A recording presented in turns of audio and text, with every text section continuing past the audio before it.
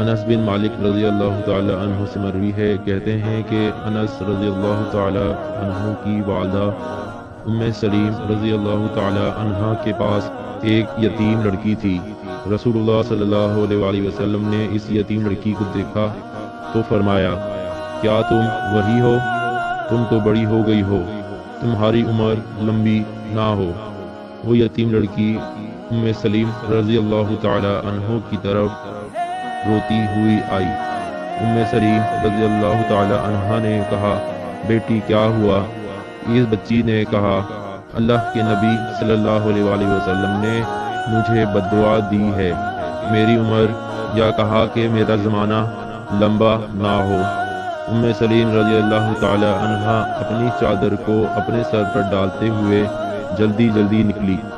جب رسول اللہ صلی اللہ علیہ وآلہ وسلم کے پاس پہنچی تو رسول اللہ صلی اللہ علیہ وآلہ وسلم نے اس سے کہا، ام سلیم تمہیں کیا ہوا؟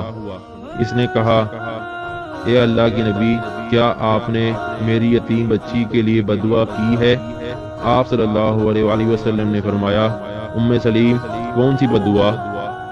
ام سلیم نے کہا، اس کا خیال ہے کہ آپ صلی اللہ علیہ وآلہ وسلم نے بددعا کی ہے کہ اس کی عمر لمبی نہ ہو۔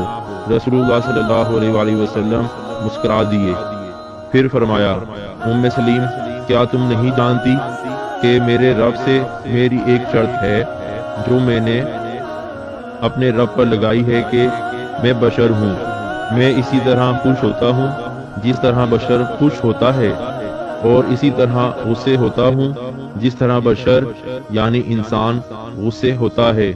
تو میں اپنی امت میں سے جس شخص کے خلاف کوئی بددعا کروں اور وہ اس کا اہل نہ ہو تو وہ اسے اس کے لیے پاکیزگی اور گناہوں سے صفائی کا ذریعہ بنا دے اور قربت کا ذریعہ بنا دے، جس کے ذریعے وہ قیامت کے دن اس کو اپنے قریب کر لے۔